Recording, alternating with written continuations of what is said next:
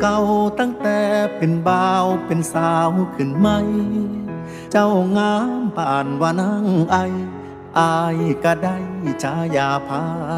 แดงไทยบ้านว่าเหมาะสมเป็นสิ้นสองตอนอ่อนเที่ยให้แต่งเพิ่นอยากเห็นเฮาหาเขาแพงเบิ่งแย่งกันฮอดฟังฝันแต่หลายปีผ่านย้อนเงินย้อนงานแล้ววันเวลา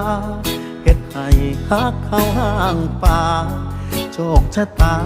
พัดพาจากกันข่าวว่าน้องนางไอมีคนป้อนไข่